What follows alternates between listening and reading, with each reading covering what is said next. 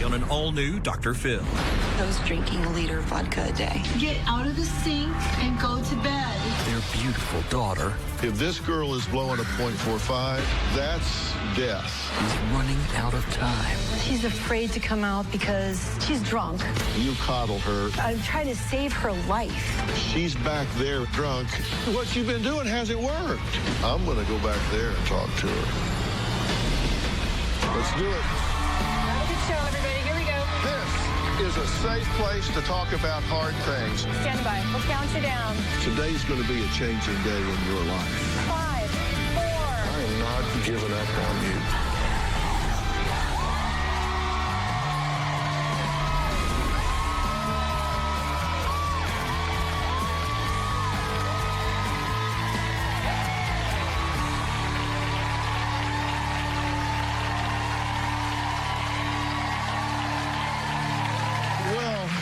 Let me just tell you straight up, today we are leaning into a life or death situation.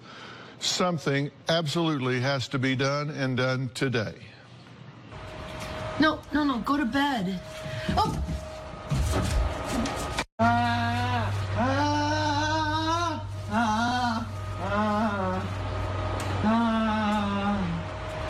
Well, sadly, that is Christy and Nell's 27-year-old daughter, Nicole. Now, Nicole admits to drinking a liter of vodka every day. She claims that she's been hospitalized 15 times in the last 4 years due to alcohol poisoning and nearly died on 5 of those occasions. It's gone downhill since then. Nicole claims she regularly blacks out and then passes out. She's even passed out in the bathroom sink. Nicole, you need to get out of the sink and go to bed. Your elbow is in the sink. Come on. Nicole! Get up and go to bed. Nicole's parents, Christy and Nels, claim they have done everything they can to try and stop their daughter from drinking, but still nothing, and no one can stop Nicole from picking up the bottle. In fact, just this past weekend, Nicole was found passed out in a bus stop with a blood alcohol level of .41. That's more than 5 times the legal limit and oftentimes lethal. Then just this morning, when she was supposed to be here in the studio, Nicole got in an Uber and disappeared. She proceeded to steal a bottle of wine in a pharmacy, drink it in the bathroom, and a few hours later, we found her at home, very drunk. She's now here in the building, and this is what her parents have to say about their daughter. My daughter is a raging alcoholic. She is literally drinking herself to death. Okay, how much did you drink? I had a 5th of vodka. No, go to bed. Oh! Last week, I shot video of one of Nicole's normal drunk episodes at home. Nicole? Nicole passed out in the bathroom sink. Nicole, come on, let's go to bed. Nicole was barely able to get herself into bed. Nicole says she wants to live, but she has been repeatedly hospitalized with a .4 blood alcohol level. .4 is a near coma. Nicole has these fits. It's scary. Nicole has been to 5 rehabs, kicked out of 3 sober living houses. Nicole has been through several medical detoxes and relapsed within 24 hours. Over the last 5 years, we've spent over $20,000 helping her out. We've blown through every dime of our retirement. Nicole has 3 DUIs and 2 happened in the same week. Nicole did receive a 6-month sentence. There's no reason for us to have you here if you're just going to keep drinking. My wife and I disagree on what causes Nicole's alcoholism. Nels believes in tough love. I will not go through what we've been through in the last 2 weeks. I believe in supporting her and getting her to see the errors of her ways. Why don't you lay down on your bed and relax? Kind of sleep it off, okay, honey? There's a choice involved in drinking or not drinking. He's ready to call it quits. I feel like I'm the only person fighting for Nicole. If we don't get help, she will die. Okay, Nels, I'm glad to meet you. Sorry for the occasion. I wish we were talking about something else. Thank you. Drama today, right? Yeah, this morning. Well, that chair is empty right now because Yeah. your wife is backstage with her. She ran off this morning, right? Correct. Our understanding with Christy was watch her close because we knew she'd be a runner. Yeah. And she apparently took her eyes off of her that long, and Yeah. she's gone. Correct. Stole some alcohol, drank it, and took off. Correct. Talk to me about the last time in her life that you can remember where this was not an issue. What was going on where this wasn't an issue? Nicole's been punishing herself, hurting herself since middle school. She was hitting herself in the thigh with a hammer, Yes. right? Yeah. To bruise herself. We've Correct. got a little information about that. Let's take a look. At my peak, I was drinking 1 liter of vodka a day because I don't like the person I see in the mirror. Nicole's issues are not just with alcohol. Nicole suffers from multiple eating disorders. Nicole has even cut herself and used other forms of self-harm. When I was 13, I started cutting and bruising myself. I would hit myself with a hammer, a screwdriver, or a fist. It was my first way to escape my emotional pain and depression. I stopped hurting myself when I was 20, and then focused on excessive exercise. If I couldn't work out, I would have full-blown panic attacks. Nicole confessed that she was purging up to 20 times a day. But the thing that caused me the most pain, my dad called me lazy and fat. I'll never forget it. It broke my heart. Now, there was something that Nicole said this morning in the car on the way back to the studio that I want you to look at and respond to, because I don't know her yet, so I want you to talk about it. Take a look. Michelle, we will help you. The violence from Dad. What do you think? What do you think? Listen to me. Listen to me. Do you think I don't know? I live there. You did have best friends.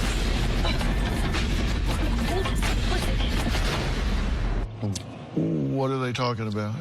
You'd have to ask Nicole and Michelle because there's been no violence. She's saying, you don't know about it. I had to bear the brunt of it. Bear the brunt of what? Please ask Nicole and Michelle. Nicole says she's an extreme alcoholic who drinks 1 liter of vodka a day and admits to driving drunk at least 20 times. Who knows? She doesn't know, but that's just what she says, all because she says she hates herself and who she sees in the mirror when she takes a look. Now, we're going to talk to Christy after the break and see what condition Nicole is in.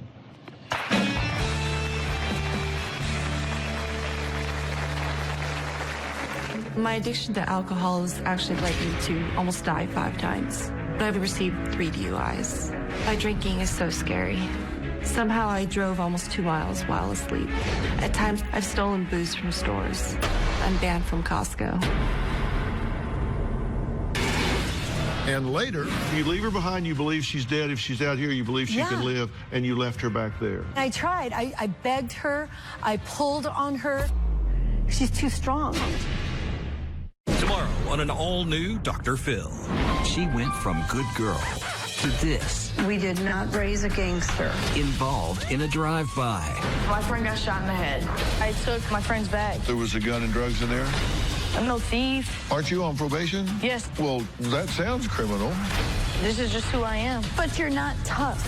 Dr. Phil could beat you up if he wanted to. I think I just got insulted. That's tomorrow. Go get the breathalyzer. We have a breathalyzer at home because we have made deals with Nicole that she's not supposed to drink.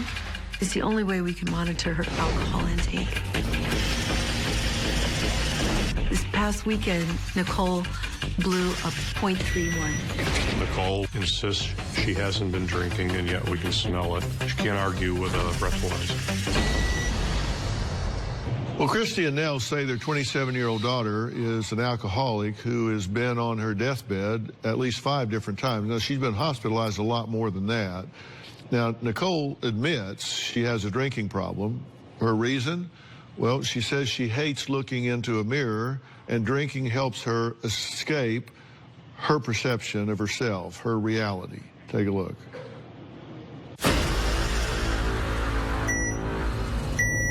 My addiction to alcohol has actually led me to almost die 5 times.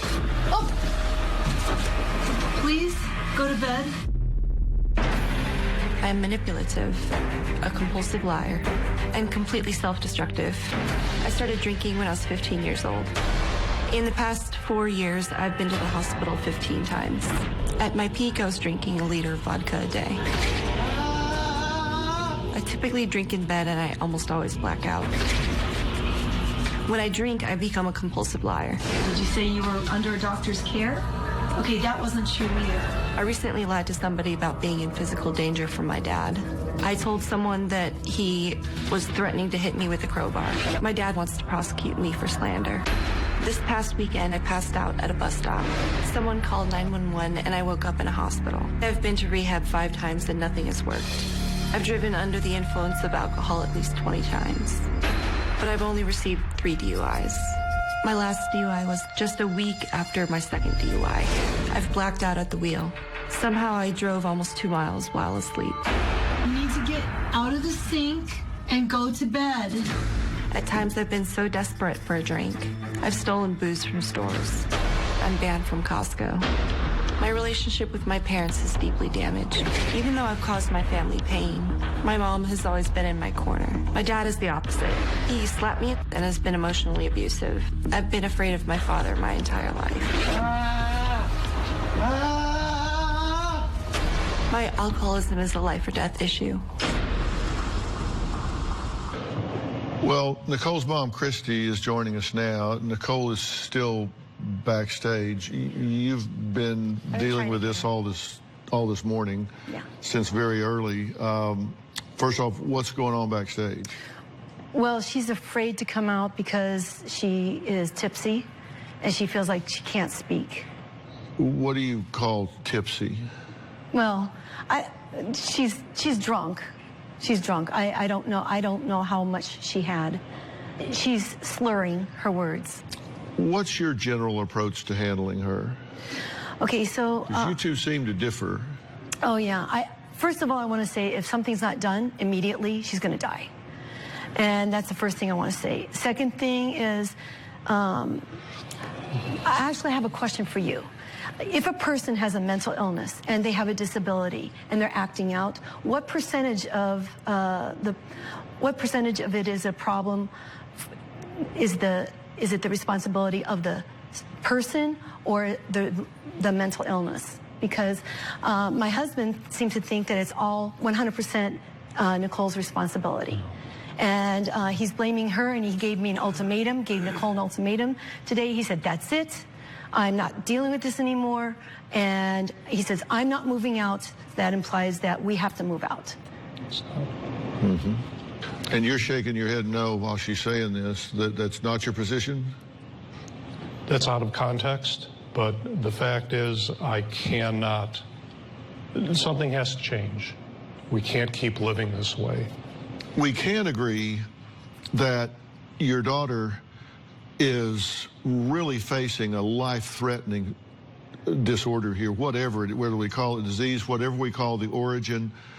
She is in a life-threatening situation. Yeah. I mean, she could die today. Yeah. Tomorrow, you can be at the funeral home and picking out a casket for your daughter. It's that real. Do you get that? Oh, absolutely. Yeah. If this girl is blowing a 0.4, a 0.41, a 0.45, that's death. I know. I thought she was in a coma when I saw her on Saturday. Yeah. Well, she probably was. 0.4, which was just the last few days, increased respiratory difficulty, decreased heart rate, possible probable coma, death, possible death, probable death is coming up. I mean, this is serious. Yeah. She also has mental illness on top of this. We got to take a break right quick. When we come back, I want to talk to you about the difference between the irresistible impulse and the impulse not resisted. Christy admits she's paid $5,000 to bail Nicole out of jail, washes her dishes when she's been too intoxicated to do it herself, pays for her groceries and medical bills. Is this contributing to her addiction, or is it helping her stay alive until they can find an answer? We'll discuss all that when we come back.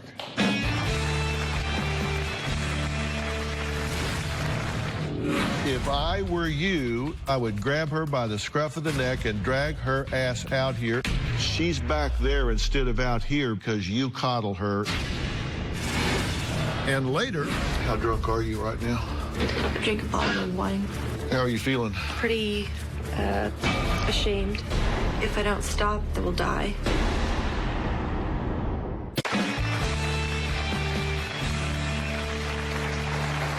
Christy and Nels say their 27-year-old daughter, who still lives with them, is ruining their marriage with her destructive behavior. I do not doubt that for 1 second. They say they've spent all of their retirement savings on bailing Nicole out of jail, rehab, detox facilities, lawyers, fine. I mean, just all the things that come with being in conflict with society and authority. I said I wanted to talk about first the difference between the irresistible impulse and the impulse not resisted. An irresistible impulse, which it was beyond their control to do what they did or not do what they didn't do. I mean, was it just out of their control? Or was it just a powerful impulse that they chose not to resist?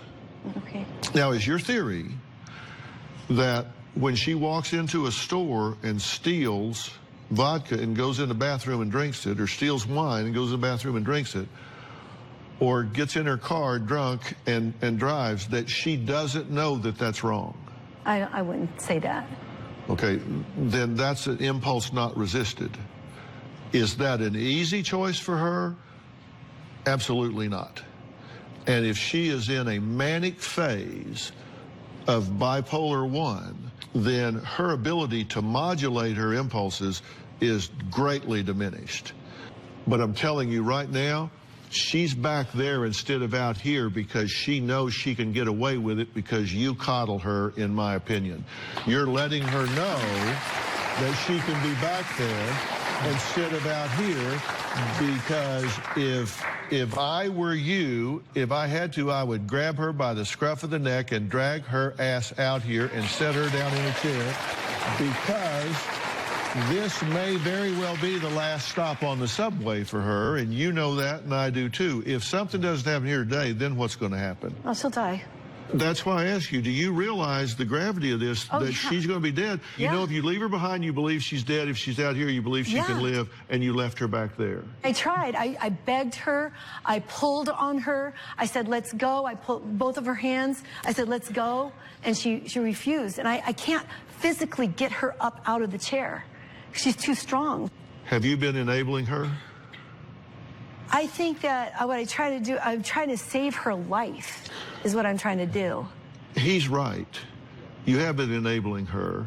He's wrong in thinking that you as a mother are going to kick her ass under a bridge so somebody can come along and slit her throat. I don't believe that. I know. Okay. She's already been brutalized twice. I know. And I was there afterwards. And I cannot bear to see her go through that again. You're doing what you think is supportive of keeping her alive. Yeah. But you're crippling her long term. So what is the answer? I mean, I really don't know what the answer is. Do you acknowledge it's not what you've been doing? That hasn't worked. And based on results, that hasn't worked, right? Yeah. Yeah, your enthusiasm is underwhelming. It hasn't worked. Based on results, has what you've been doing worked? No. Has what you've been doing worked? No.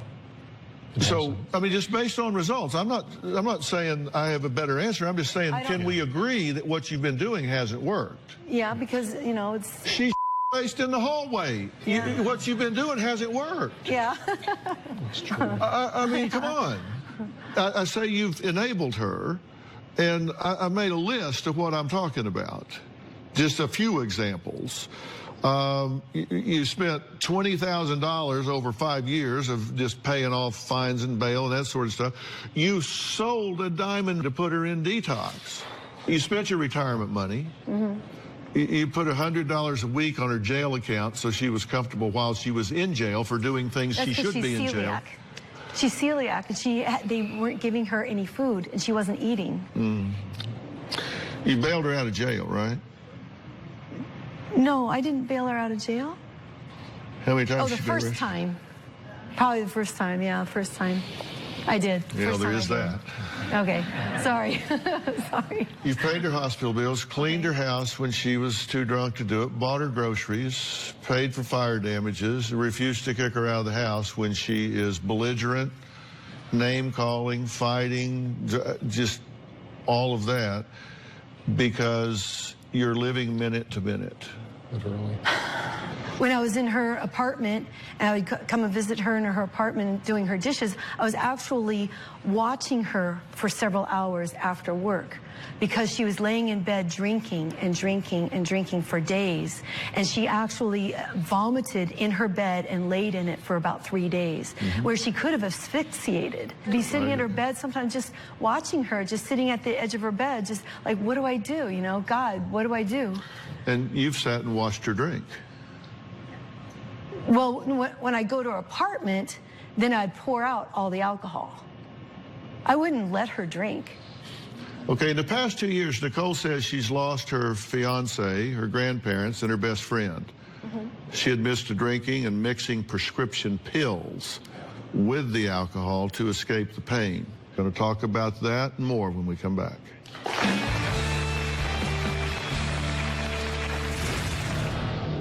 Being sexually assaulted in the past has caused me to drink excessively, and it's caused a lot of emotional pain. Nels and I have alcoholism on both sides of our family. I've been sober for 36 years. We both decided before we had kids we would not have alcohol in the house. We've stood by that family rule. My wife and I have made it clear to our children from a very early age there would be no alcohol in our home. We don't serve alcohol to guests. I have the same expectation of my daughter. It's ironic that today we have a daughter who's drinking herself to death. Well, Christy and Nell say their daughter was only 13 years old when her path to self-destruction began. Since then, she's been cutting herself. She's been purging, sometimes as much as 20 times a day. She's been hitting herself with a hammer. Now, when Christy referred earlier to Nicole being brutalized, here's what she was talking about. Being sexually assaulted in the past has caused me to drink excessively, and it's caused a lot of emotional pain and anguish in ways that I can't quite describe. I don't think Nicole can just stop her compulsive behavior. When she went to college, she had a lot of sexual partners with men and women.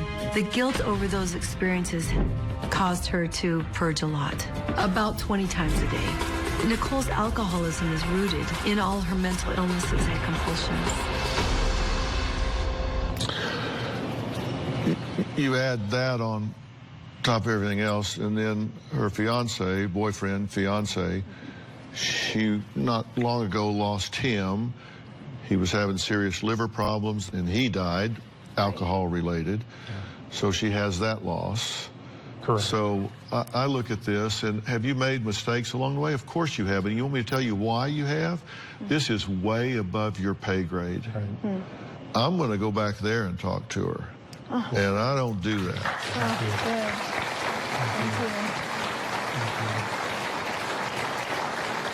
And that means I'm going to pick up my end of this rope. And I don't ever surrender to the disease. This gentleman right here is Dr. Kaligi.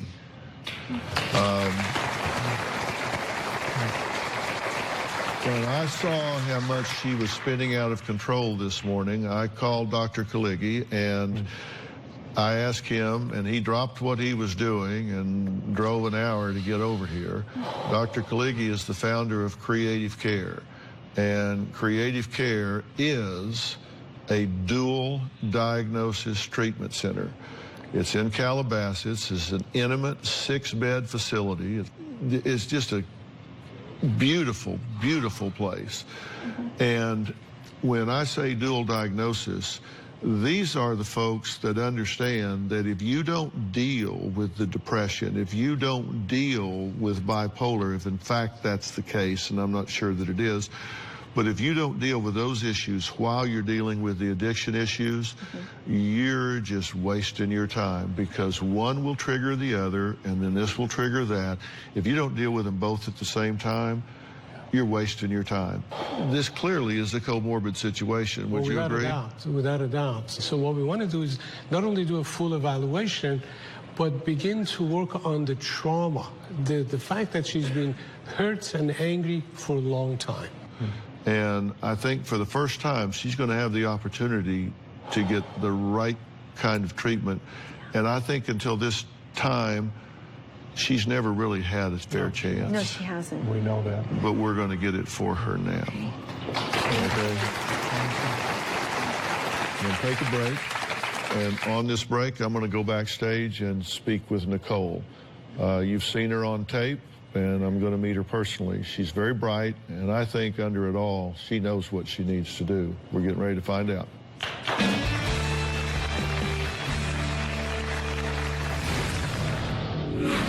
I'm starting to feel the effects of withdrawals right now.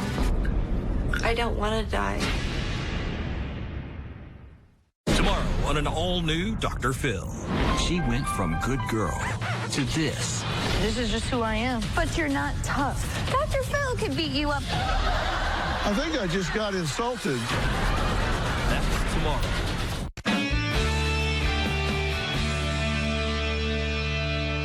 Okay, I'm backstage. I'm headed to talk to Nicole. She's in a dressing room back here and refuses to come out.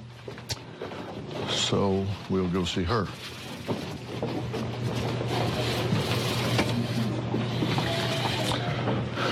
Hello.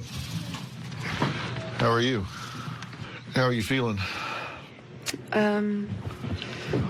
Well, pretty, ashamed.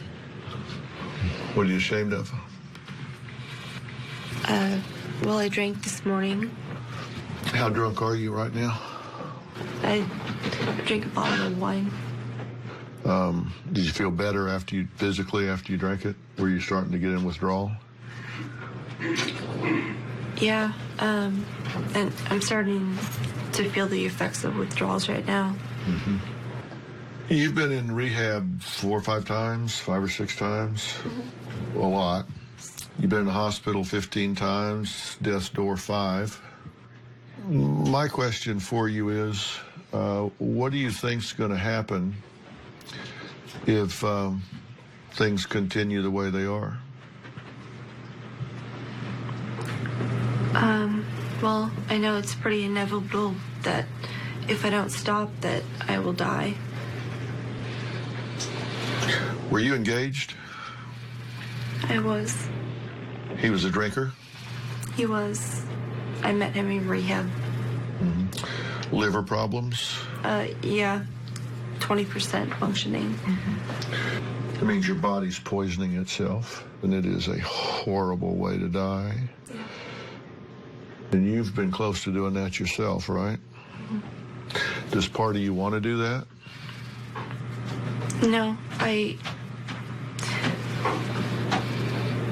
don't want to die. I know that you've hurt yourself.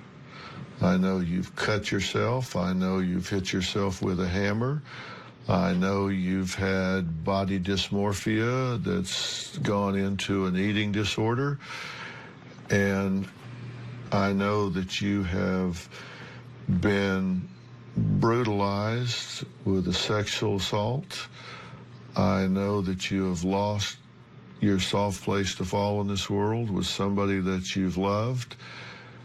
And I know that every one of those things is an open wound inside you that is just oozing and hurting. Festering.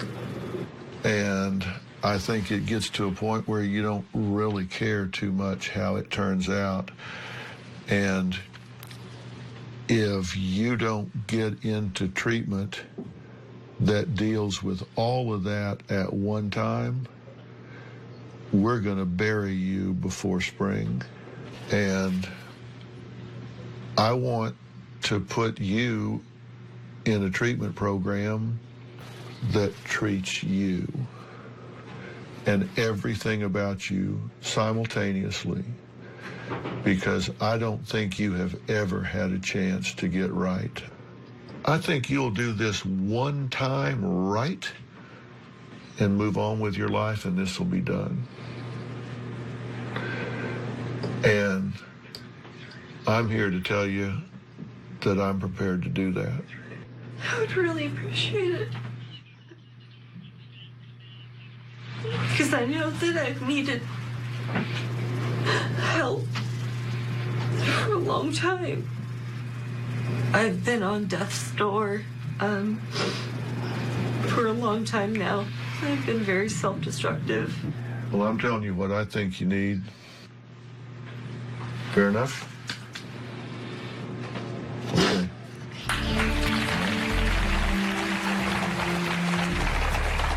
If you're going to be in the Los Angeles area and want to watch a live taping of the Dr. Phil Show, call 323-461-PHIL or visit drphil.com. Tickets are free, and I hope to see you soon.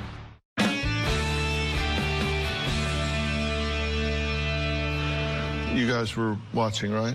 I watched her face. I really believe that she will go for it and that she wants to get help. I really do. I think she will be successful if given the right treatment. What do you think? I started crying when Nicole just seemed to relax. We've not seen Nicole relaxed in years. Always tense, always fighting. People know the truth when they hear it. Don't you think that's true? I mean, people can pat your hand, tell you it's going to be okay. But I think people know the truth when they hear it. And I think she knew this was the truth, that she had to do all of this. And, you know, she said these things are festering inside her. And I don't mean to be critical of what's happened before or really talk about the futility of it, but I don't think she's really had a shot before this. I think it's been good faith efforts, but I just don't think that the scope of what needed to be done has been addressed. Absolutely. And if I do say so myself, I think I get it. I think I know what she needs, and I think I brought in some heavy hitters, and I think we can put something together that's going to make a difference.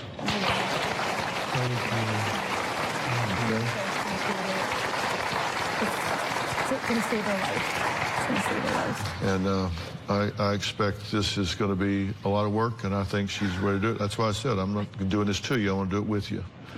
And I think she gets that. So, and you guys will be very involved in this at the right time. Okay, good. Okay, and they'll talk to you about family dynamics, and we'll get through all that. But that'll be a while. Okay. Right now, the first thing we got to do is, like I said, we want to find out where she is. I mean, neurologically and biochemically and hormonally, and it's, if you unscrewed the top of her head and looked in right now, it'd scare the hell out of you. So we're going to work on that. Let's find where she is, and then we'll get rolling, and you guys will be involved. Thank you so much. Okay? All right? All right? Okay. Are you glad you came? Oh, God, yes. All right. Good. All right. That's what I want to hear. One happy people. That's what. All right. Coming up, my next guest is celebrating 8 birthdays and is hosting her annual holiday party. Find out what she wants for herself, most of all. We'll meet her next. All right.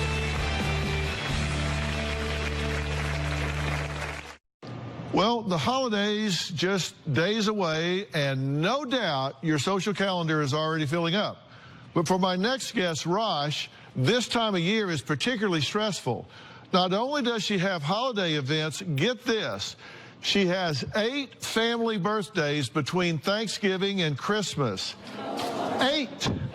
And Rosh says she needs lots of help to get party ready. Take a look. The holiday season is my favorite time of year. I have a huge holiday event coming up. It's my annual ornament exchange party with all my girlfriends. Everyone brings an unmarked ornament, but really it's not about the ornaments. It's really an excuse just to get these girls together. So, did you find a dress? This has become the one night where my girlfriends and I just get glammed up. This night is just for the ladies. No kids, no spouses, no pets. With all the party planning, I have very little to no time for myself. I don't have time for a skincare routine. What worries me about my skin, the little lines and crow's feet, those dark circles come with little puffiness too. I recently noticed right here under my neck is not as firm as it used to be, and that just really bothers me. I want to look my best for the holidays and this party. I would love to get some advice from skincare pro Robin. This year when I walk into my holiday party, I want to hear, wow, you look amazing. Well, joining me is Rosh, and someone who knows a lot more than I do about getting your skin ready for the holidays, my wife, Robin. So welcome to both of you guys. Seriously, 8 birthdays between Thanksgiving and Christmas? 8 birthdays. You thought you had it tough because her birthday's 3 days after Christmas, Yes. so she always thought she got cheated. So how do you handle the stress of all these parties and birthdays? Believe me, it's not easy. Focusing so much on everyone else during the holidays and the ornament party and the birthdays, I tend to neglect myself. And the problem is I just really don't know what to do about it. Well, you've come to the right place. Robin is our Save Your Skin expert, and trust me, because she's used me as a guinea pig over the years. I have. So what do you suggest for her? Raj, I love to personalize the collections I create for each guest. For you, I wanted to come up with something really special. Raj rhymes with posh, which means classy and stylish. The gift for you to make Raj truly holiday posh is my VIP Rosh Trio. Yeah. And here, VIP stands for very important posh. And you've mentioned your concerns about your neck and décolleté not being as firm as it used to be. And that's where my firming cream Up and Away comes in. It has in it powerful peptides that help tighten and smooth the delicate skin in those areas. Next, during these winter months, you really, really want to hydrate your skin. And my moisturizer, Hydrated Skin Equals Youth, does just that. It has a unique formulation that includes green tea extract to help restore moisture for a youthful-looking complexion. And then finally, to really help you look your fabulous self, my VIP Rosh Trio includes, OMG, is this really me? This is shapewear for your face. This potent gel starts to work within 10 minutes. Once you apply a very thin layer on your face, it lifts and tightens the eye area, the jawline, anywhere that you have that sagging, jowling look. And thanks to its super peptide complex, you're going to love it. I don't know much about this stuff, but this last one is crazy. Crazy good. My guy friends have put this on, and it just like, it changes, and it lasts for like 8 hours. The tightness and the firming, everything lasts for 8 hours. And his men friends will actually say in the mirror, OMG, is this really me? Okay, so how does this Robin's VIP Rosh regime sound? Oh my gosh, that sounds amazing. Well, you are Raj because I'm giving you all 3 of my products in the VIP Rosh Trio, so you will be holiday party ready. For those of you at home who also want to get holiday ready, just head over to robinmcgrawrevelation.com and you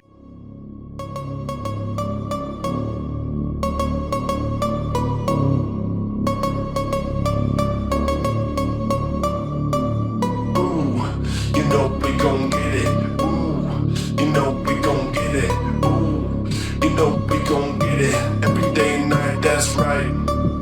Ooh, you know we gon' get it. Ooh, you know we gon' get it. Ooh, you know we gon' get it. Every day and night, that's right. You can order any or all of Robin's products. And audience, Robin never forgets you, so you're all going home with the VIP Rosh Trio.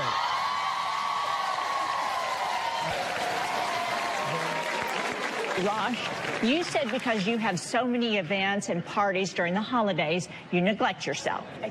I strongly encourage you and all women to put yourself first. Take care of yourself so you can take care of others and those you love. And Robin actually created a physical reminder for women in her life and even patented it.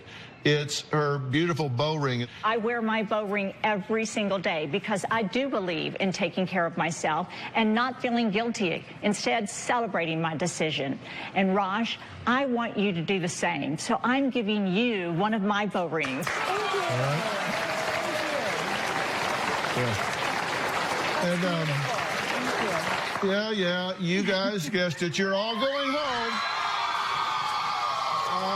with your own bow ring. Okay? But wait, I'm not finished. Especially during the holidays, I love lighting candles around our home. They can make any room more festive. There's one candle in particular that I designed and named From My Heart to Yours. The top two notes are Blooming White Rose, which was my mother's favorite scent, and Evening Jasmine, which blooms right outside our kitchen door. This candle has a really special meaning because 100% of the net proceeds from the sale of this candle go to When Georgia Smiled, which is Robin's foundation to help women, children, and men live healthy, safe, and joy-filled lives. She supports shelters involving domestic violence and sexual assault.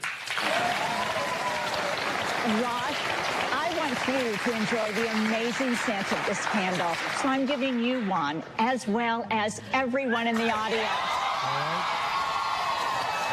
So you can find all of Robin's products, including her From My Heart to Your candles and her bow ring at robinmcgrawrevelation.com. And by the way, this bow ring ships worldwide, so fellas, let her know she's first on your list too. It makes a great holiday gift. And Raj, I hope you and your family have a wonderful holiday season. Okay. I want to thank all of my guests today. We'll see you next time.